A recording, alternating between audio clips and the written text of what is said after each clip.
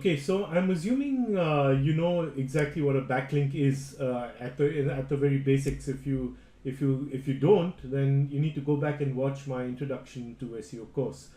That specific module of videos. So a backlink can basically be split up in for the sake of Google's algorithm, right? It can have two things. The two most important things in a backlink are its relevance and its power.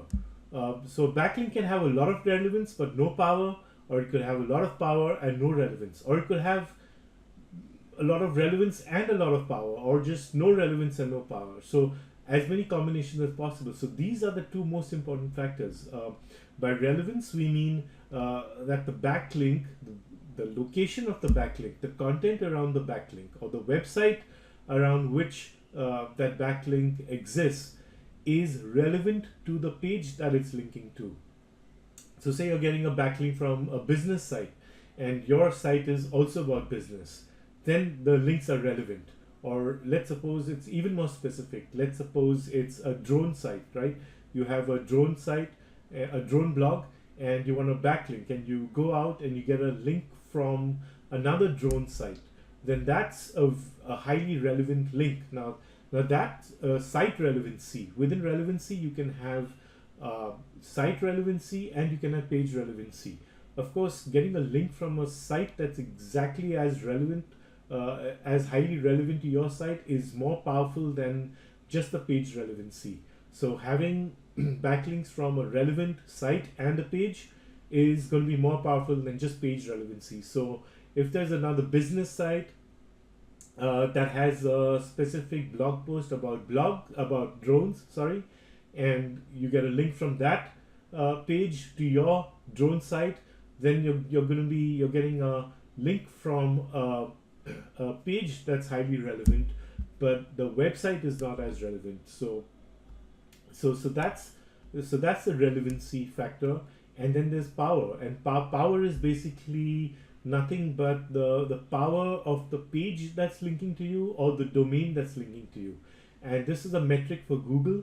So earlier Google used to have page rank, which is sort of removed from public view because people were using it to manipulate a lot of the factors and the link building that they were doing.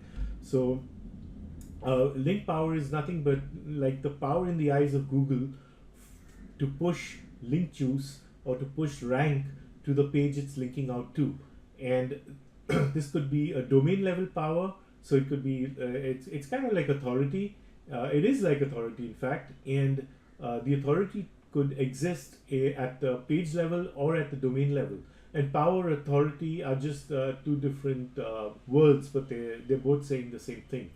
So you need to the best kind of links have the maximum relevancy and power. Like those are really powerful links. But when you go about doing your SEO, you can have a mix. So you can have some backlinks that are highly relevant but may not be coming from sites that are as powerful, because you're not able to find those powerful sites within the niche you're seeking the backlinks. But then you can mix it up from and get some other backlinks from powerful domains which may not be as relevant. So you could get a link from just a business site, for example, and you're linking out to your drone site. So it's not a relevant link, but that business site, for example, say you get a link from entrepreneur.com. That link is a powerful link. So it will drive up the link juice as far as the power goes. So when you go about doing your backlink building, you need to make sure you have a healthy mix of both relevance and power. Just like balance them out together when you're doing your link building. Don't have too much of just one thing and not any of the other. Like if you don't have relevance and you're only going for powerful links, then Google is going to say, hey, this guy is like, this looks a little fishy. Why aren't people from the same industry linking out to this fellow? So therefore the algorithm will not rank you for the specific keywords that you're trying to rank for.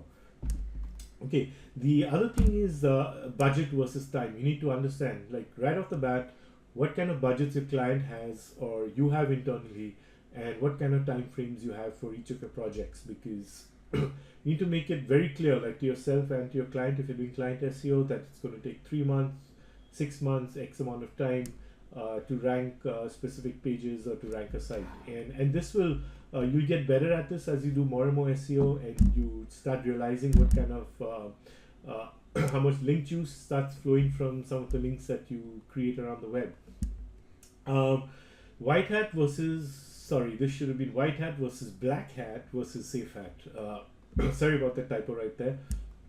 But Whitehat links are basically what are this,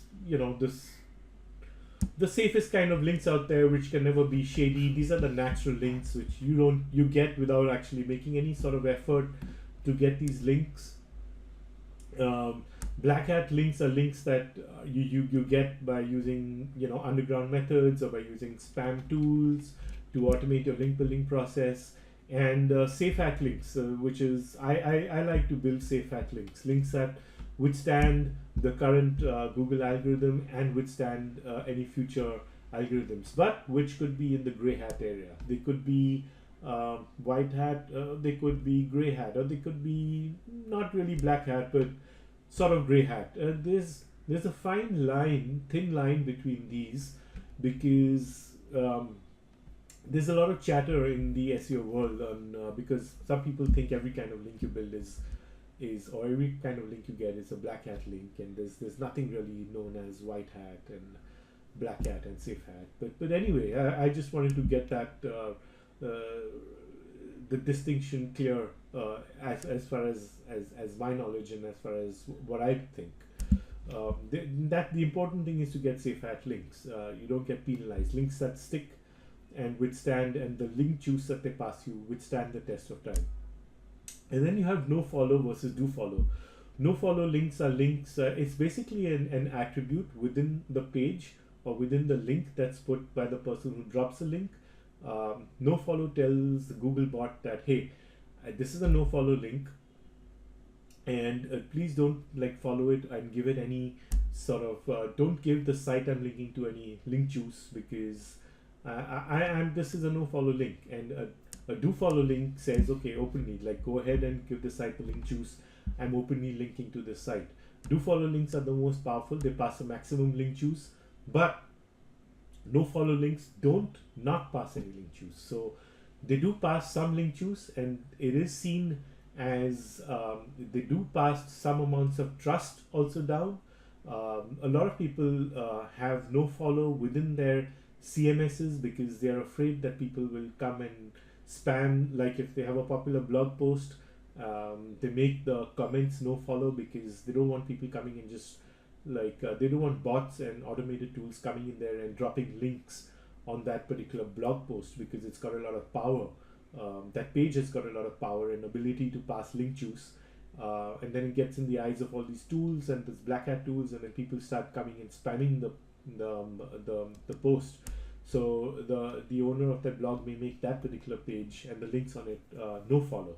That's one use case. Or it could be a forum link, because you don't want fishy people coming and leaving comments and just spamming your forum because you have do follow links.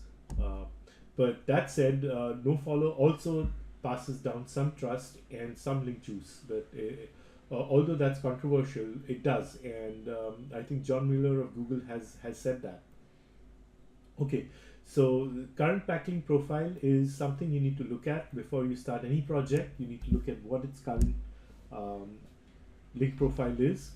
For that, you'll have to use tools like Ahrefs or Majestic, and it's important you understand the current backlink profile, the link velocity, the anchor ratios and the anchor cloud of the website before you do any kind of any planning or any kind of link building. You need to understand where it stands, and before you start that, and you need to also look at what the competition is doing and what kind of backlink profiles the competition has. And I'll get to that in the next slide. Traffic from links is a ranking factor. This is a key ranking factor today. Google is able to measure using Chrome anonymously. It's able to measure the activity of all its users, and therefore Google can measure when you click from, when you click on a link, and when you visit the site, you click the link you click on, and how long you stay on that site, and whether you go back or you click within that site, and things like that. So when you're building backlinks, if you're building them on pages that give you real traffic, like that backlink is not only does it have relevance and power, but it also gives you traffic. There are real users reading that content, or there are real users clicking on your backlink. That's going to give you a big boost in the rankings. This is a very important ranking factor right now. Social media shares. This is almost like backlinks, because in today's world, where more than 50% of the people are accessing the web on tablets and on mobile devices, there's no way for them to sort of leave backlinks. I mean, it's cumbersome, right, on a mobile to leave a backlink if you're reading a page, or you're reading a piece of content that you like and things like that. So there's a lot more social media sharing going on mobile devices, and so Google is now looking at that also as sort of like a backlink signal,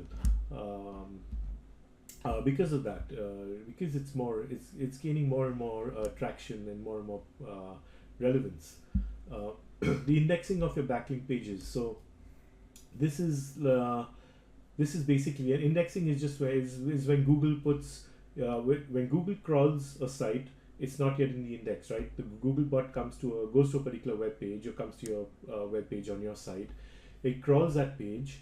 At that point, it's crawled it and put it in its crawled database. It's not indexed it yet. It's not in its search index, which means it doesn't trust that page fully yet. So it's not going to serve that page if people search for a particular keyword that page is trying to optimize itself for. It's not going to serve the page in the Google index. That's what it means in the search results. So, but the more and more it trusts your site, the quicker it starts indexing the pages on your site, right? So it'll crawl the page and index it immediately. Whereas if it's a spam site, or if it's some sort of press release doorway site, it may crawl the press release, but it won't index it immediately. So the aim is not only to get your backlink that you create crawled, or the aim is not just to get backlinks on websites, right? Google will come and crawl that page. It'll see your backlink, but it's not indexed it. As long as your backlink is not indexed, it's not going to be of much help. It's not going to pass any power or relevance or any link juice down. Now, that does not mean that pages that are not indexed is a bad thing, because sometimes you can create a backlink and it can take forever to get indexed, right? It can take a week, it can take 2 weeks, it can take a month to get indexed. Don't worry about that. Go ahead and create your backlinks, and just wait. Let Google crawl it naturally, and let Google crawl them organically. And if the page is not getting indexed, then you can use an indexing tool, which is again slightly black hat, but it could be Safehat also, because these are backlinks outside your site. So you can run some of these indexing tools that I'll talk about later, and these indexing tools basically sort of force index your pages. So they have their internal methods. So they have their systems of making sure that the page on which the backlink you create gets indexed by Google. So you can use some of these tools, and that's a very important aspect as well.